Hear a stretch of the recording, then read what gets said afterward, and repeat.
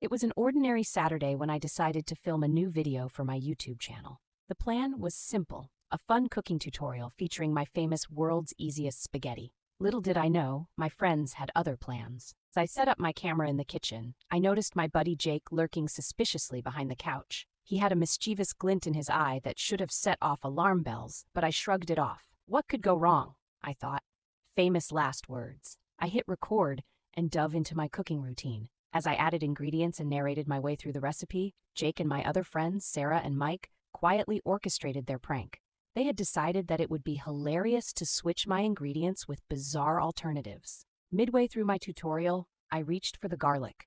Instead of the bulb I expected, I grabbed a rubber chicken. "This is definitely not garlic," I exclaimed, holding the absurdity up to the camera. Laughter erupted from behind the couch. "Keep going, it'll add flavor," Jake shouted, trying to stifle his giggles. I could barely keep a straight face. I tossed the rubber chicken aside, thinking I could salvage the video, but my friends weren't done yet. Next, I went for the spaghetti. I opened the cupboard and found a bag labeled gluten-free air pasta. I held it up, utterly confused. "What in the world is air pasta?"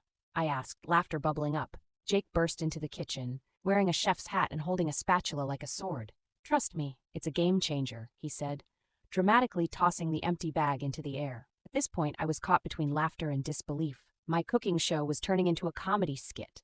I tried to regain control, but my friends kept bringing out more ridiculous items: gummy worms for seasoning, a jar of pickles for a sauce, and a toy truck to stir the spaghetti. In a desperate attempt to get back on track, I finally said, "All right, let's make this work." I boiled water, threw in the air pasta, and attempted to mix in the pickles. The result? A bubbling, unappetizing mess that looked like a science experiment gone wrong. As I mixed the concoction, my friends were rolling on the floor laughing. "You're really raising the bar on culinary disasters," Sarah wheezed between giggles. In the midst of my chaotic creation, I realized I had left the rubber chicken precariously close to the stove. In a tragic twist, it ended up in the boiling water. "Oh no, not the chicken!" I shouted, my hands dramatically clutching my face. Just then, the camera battery died. The screen went black, and I was left staring at my friends, who were now howling with laughter. I couldn't believe it.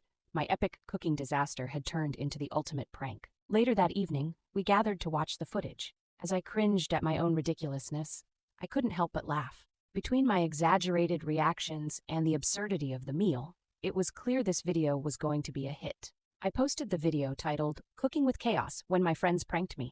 The comments exploded with laughter, viewers sharing their own cooking disasters and asking for more pranks. In the end, I learned two valuable lessons. Never trust your friends in the kitchen, and sometimes the best content comes from unexpected chaos. As I looked at the views climbing, I realized that tears and laughter often make the best recipe for success.